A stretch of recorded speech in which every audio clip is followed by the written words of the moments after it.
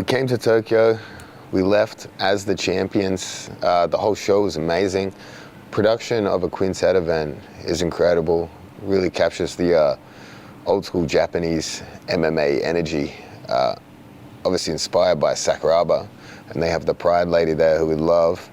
The walkouts were amazing. The team face-offs are amazing. Our uniforms looked incredible, so I think we killed it on that. Basically, we did this event as an opportunity to steal the Bulls uniforms and sell them online. So in that sense, a very big success. But just wanting to run through how the matchups took place. So round one was against Polaris, my old team of the former Quintets, right? Polaris had a decent lineup. Most of the guys on the team weren't well-known grapplers, but still quite accomplished grapplers. So we had first Nicky Rod against Owen Livesley, and that match was set up in a backroom kind of deal, because a lot of fans wanted to see that, the two takedown guys. So me and Matt Benyon were like, hey, let's have a gentleman's agreement. We'll put Nicky Rod first if you put Owen first. J-Rod was really disappointed. He wanted to go first. And honestly, in retrospect, J-Rod against Owen would have been absolutely insane as well. I think that would be a good match for even maybe Polaris to book, Jay versus Owen. But to go through Nicky Rod versus Owen Livesley, Owen does a lot of foot sweeps. He does a lot of stuff like that. He does a lot of things where he puts people to the butt, but he doesn't follow it up. It's almost like he sits back and admires his work too much sometimes, like doesn't capitalize on positions. So we foot swept Nicky Rod, and legit was a great foot sweep. The mats were super slippery. There wasn't much grip on it, so obviously foot sweeps are going to be even more effective. But throughout that match, most of the tie-ups and stuff, Owen was often moving backwards towards the edge of the mats, and that's a strategy that you do sometimes. Obviously, could be if you're tired, could be if you're just looking for a quick breather in the match to maybe think about things. But what annoyed me that they didn't penalize it enough. Like the event would penalize you in mount or top side control if you're not going for a submission hard enough. But on the feet, if you just backed out of bounds, they weren't calling you for anything. So a lot of the times that was going on the feet. And obviously Nicky Rod was getting so angry about it, he pushed Owen off the stage. And again, that is a funny thing to do, but I mean, maybe don't back up towards the edge of the mats so much, and that's not going to happen, you know? Again, in wrestling, you can't back up or you get penalized immediately. So it's like, we need something like that for jiu-jitsu to force the action. It'd be good if Quintet, in their attempts to kill stalling and unexciting matches, implemented some of that strategy on the feet. But for the most part, Nicky Rod dominated the match. Owen had a couple of good moments, but again, going into this, we were such heavy favorites. Any little thing another team did to us got a huge reaction. And then anytime anything we did was blocked, also got a huge reaction. That's just a part of sports in general, when you have complete mismatches, you know? You hear in MMA fights a lot, guys, if the underdog lands a punch, everyone cheers much louder. So it was disappointing that Nicky Rod couldn't finish Owen. But again, he did a great performance there. I think obviously dominated. Everyone's going to remember the foot sweep, but I think Nicky Rod took him down 4 times at least. And then we went to round 2, which was Jed Hugh versus J-Rod. Jed actually visited B team, and J-Rod just, as far as I heard, was killing him in the gym. So J-Rod went in very confident, but that's something obviously people need to remember. The training room isn't the competition mats, and some people elevate their game. Some people don't play their A game in the gym. They feel things out. They try to stay safe. There might just be information gathering. So J-Rod went in with probably a little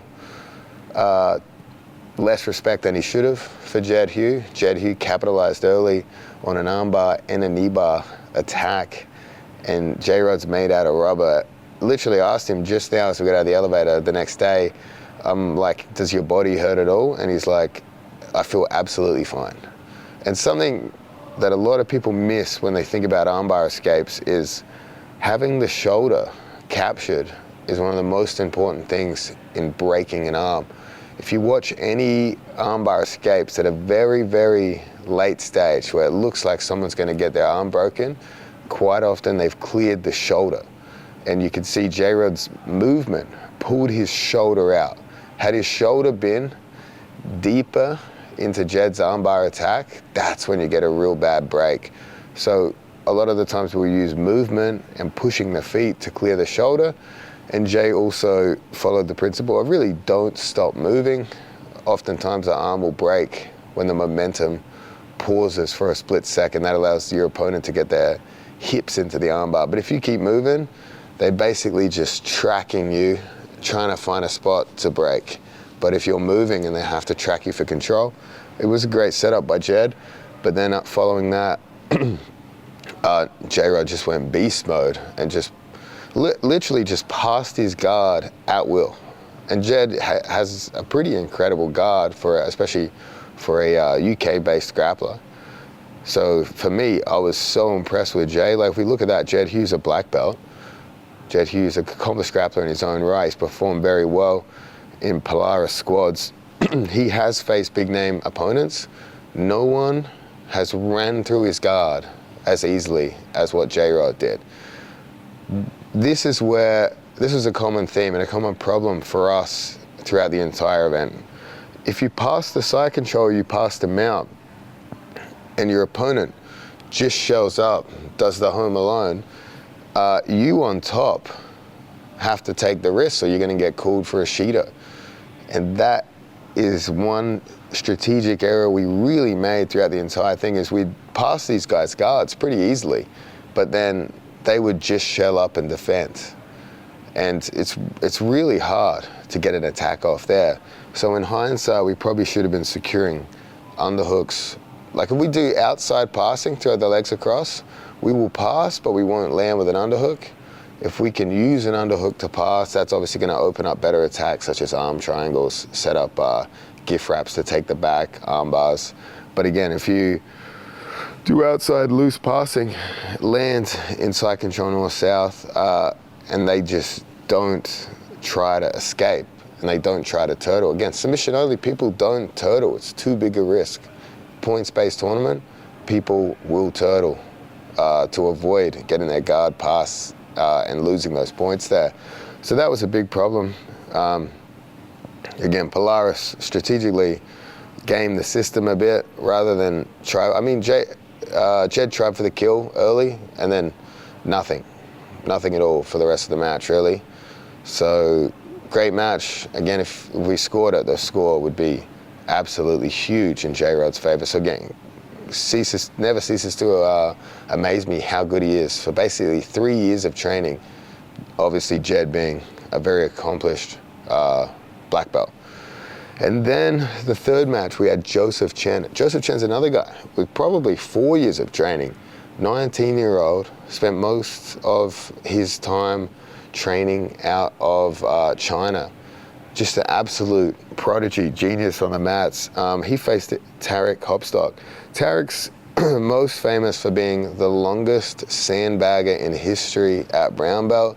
Pretty sure he was brown belt for 12 years, but I actually faced Tarek 2015 Nogi Worlds purple belt finals match, and I submitted him. But I got my black belt in end of 2017, 2016, something like that. And he only recently got his black belt, I think maybe only a year ago. Tarek is incredible. He invented the Tariqa Plata, the legs Kimura. He talked some shit during the match, so now I will officially call it the legs Kimura, as John Danaher does, and not the Tariqa Plata. And he also has a very dangerous footlock. But Joseph, again, brown belt, facing off against the world's longest brown belt, now black belt. Joseph just destroyed him. Every facet of this match, Joseph dominated, but couldn't get the finish. Tarek went into defense mode the whole time. Tarek had a good armbar escape, survived on the back well. Defensively, he did good, and there were times where he got out and reset, and then tried to get off some attacks, but really, I think if you assess the match, you can clearly see Joseph's levels above Tarek. But Tarek did do. I mean, honestly, on paper, you'd have to give Tarek the edge there going into that, just in terms of experience, accomplishments. But again, like I said, Joseph Chan, we put him in the team for a reason. Dude's a killer. And that match really highlighted how diverse his attacks are. Tarek's got a great footlock. Joseph just stepped in, gave him the footlock, passed out of it twice. Just incredible game from Joseph here. Then we went into match number 4, Nicky Ryan. Nicky Ryan faced Santiri Lilius. Santiri is the 80cc Euros trials winner at 88 kilos. I trained with him back in Spain in the day. I trained with him at a time before he made a good no-gi transition. He was more of a gi guy at the time. So how good he is in no-gi now, much better than when I trained with him. So it was hard for me to really comment on what he was going to be good at based on personal experience. But Nicky came out, and while the notorious Nicky gas tank was strong, I think he was dominating Santiri. Out-wrestled a guy 25 pounds bigger, almost took his back, super close to taking his back. And then the gas tank started to slow, but he pushed through, he persevered. Santiri didn't really get off any meaningful attacks at all, maybe a sweep. But yeah, obviously, a lot of the times in these quintet matches, just for our own self-respect, if we didn't submit the guy, we look at it from a points-based system, and we dominated this match as well on the points. And then we went into my match. I was against Gregor Gracie. This match was a weird one. Again, I could get to good positions, I just couldn't get to the back because they would refuse to turtle. They didn't provide any back exposure. They played an ultra defensive game, which was smart. Gregor actually told me last night that they thought they were up because they thought there was a Shido imbalance in this series, and they thought that if Gregor just drew it out with me, that they would win. They were obviously wrong about that, and I would have been absolutely disgusted in quintet if, based on how these matches went, they gave it to Polaris. Again, I don't think that's a great approach for sports entertainment. You know what I mean? Like, clearly Sakuraba's put on a professional wrestling style event. He wants excitement, he wants crazy stuff to happen. So I think to try to game the system in a boring way, I don't like that. I wouldn't necessarily encourage such strategy. I would just tell my guys, hey, even if these are mismatches, try to kill these guys, go for the kill, let's put on a show. I don't think Polaris did that, and that kind of was a bit of a buzzkill for this first 5-round series, you know. But again, each to their own. You probably want to, I mean, obviously you want to win, you want to play a smart strategy, but there wasn't even any prize money. We just got paid to show up. So it's like, hey, just get after it, put on a show. But obviously they wanted to take us out in any way they could, just for some bragging rights, probably get back at me for becoming a Creonte to Team Polaris. But again, what shocked me is when we watched 10th Planet versus Team Sakuraba, there were quite a few Shido calls. And then in our series, I don't think there was any Shido calls. I kept hearing warning, warning, warning, warning, no Shidos. And I think, like, they need to fix it. You have a rule set long enough, people will game it. The way to game quintet is if you're facing a better guy and he passes you, literally don't do anything. Don't do anything. And that's what Polaris' strategy was for that first round series. And then we went into round 2 against 10th Planet. 10th Planet was who we actually predicted we'd go into round 2 against. They had some tough matches in the first series, obviously very fatiguing matches, but so did we. I know we went backstage and Joseph was exhausted and Nicky Ryan was exhausted, and the quintet lady was asking us to give in our new order because all 5 of us went so we could switch it around. Had only 3 of us gone, the 2 that didn't go would have to go first, but we could juggle those first 2 positions, and then say the 3 that had gone, they could juggle their positions as well. But again, we used all 5 to beat Team Polaris, so it would have been, we could have the order in any way we wanted. J-Rod just wanted it so bad So he wanted to go first, and he went against Amir Alam. And Amir Alam is a guy that no one knows on 10th Planet. You know, obviously people in the 10th Planet network know who this guy is, know how good he is. He's just a massive, jacked guy, right? So we put J-Rod against him because what we thought was that J-Rod, Amir would attack J-Rod. He would have faith that he could submit J-Rod. Just about no one on earth can submit Nicky Rod. So obviously a great strategy for them. We knew they had to put Amir Alam first because they beat Sakaraba's team with 4 people. So Amir was guaranteed first. We knew that. And we thought if we put in Nicky Rod, Amir might have the ability to stall him out and eliminate Nicky Rod from the competition. J-Rod went in there first, and J-Rod again gets put in some deep submissions. Armbar, knee bar, footlock. But again, this event has so much weight. Guys don't want to tap. It's so intense because you are letting your team down in a way that regular events don't have the same factor. They just, if you lose in a regular event, you feel bad for yourself. You lose a super fight, you feel bad for yourself. In this event, if you're the one guy that got submitted and the rest of the matches were draws, you've literally let your entire team down. So Jay's got the dog in him. So again, Jay just survives all of these attacks. Amir Alam outweighed him by an insane amount of weight. I can't remember what it was. It could have been up to 30. No, it was over 20 kilos because he could have chose a 4-minute match. So what's that, 44-pound weight discrepancy? But that doesn't stop J-Rod. He just goes for the kill non-stop. He would pass Amir's guard pretty easily. He would have scrambles and almost get his back, and Amir would just roll to his back and just go adopt defensive frames that made it hard to attack. I can't emphasize it enough. I think that's the only thing that let down this quintet event was that the bottom guy wasn't punished for stalling from bad positions. It's like we should try to escape. Like we should both be going at it. So I think that was an incredible match. One of the most exciting matches of the whole series, I think.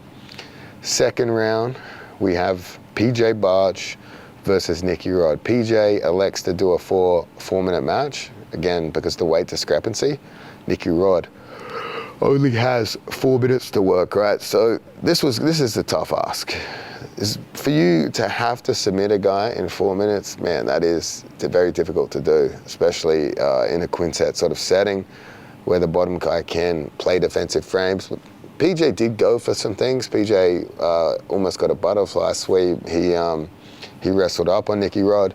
Nicky Rod, I'm not sure, he was about to pass at the very last second, but yeah, really couldn't get off enough attacks in the time period.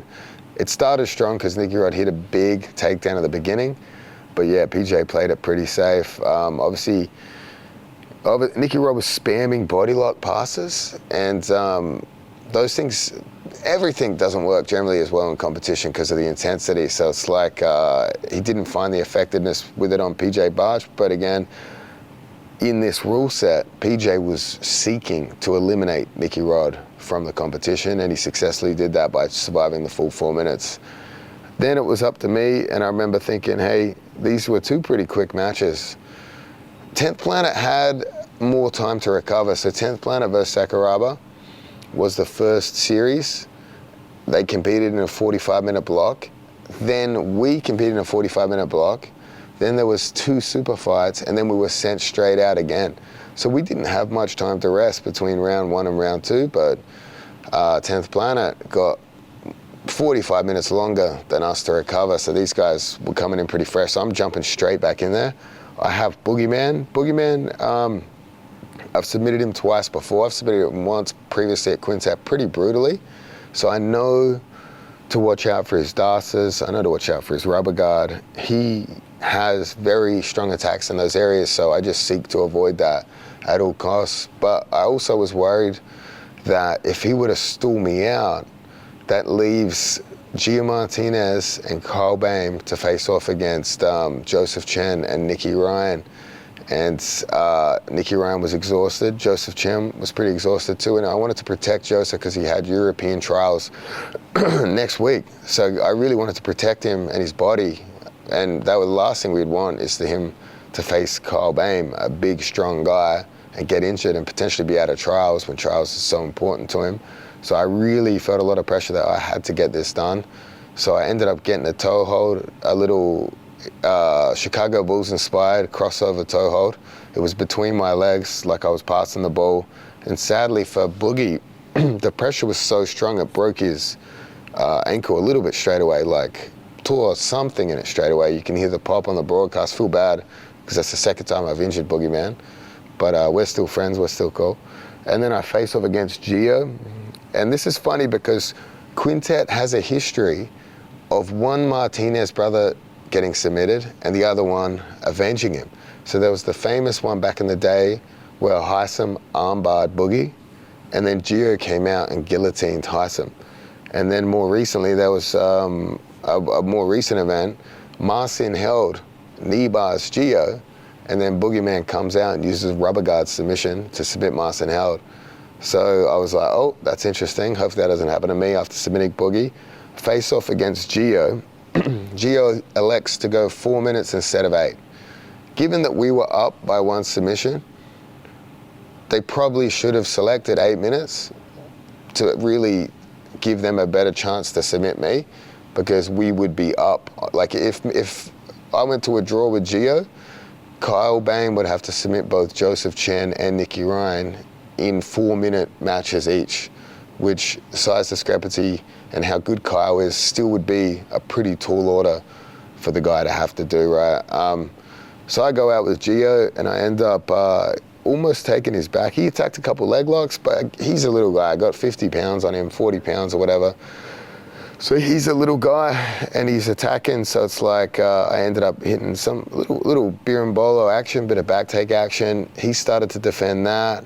As I was exposing his back, latched onto a back triangle armbar and he got the tap. I think it was a pretty quick one, maybe 90 seconds. And then I had Kyle Bain next. So I knew I had to survive against Kyle, right? Obviously, if there were submission opportunities, I was going to take him, but I wasn't going to rush him like I felt like I did against Gregor Gracie in the first round. So I paced myself. He came out strong on the collar ties.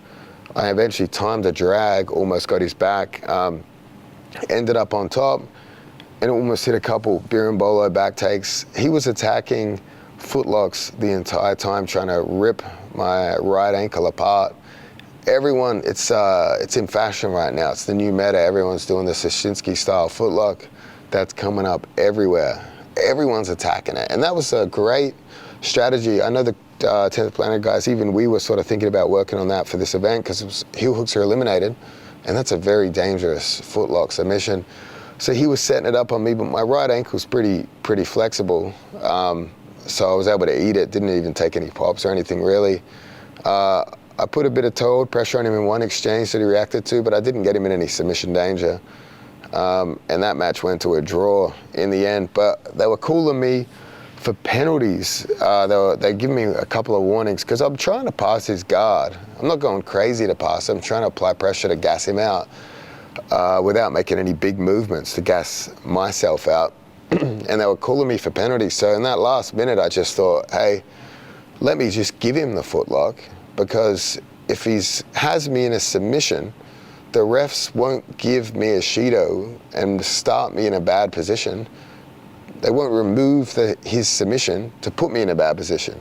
That would be so stupid. So I actually gave him the foot and let him rip on it for a minute in hopes that I could just not get a Shido. Because Kyle does have great back attacks.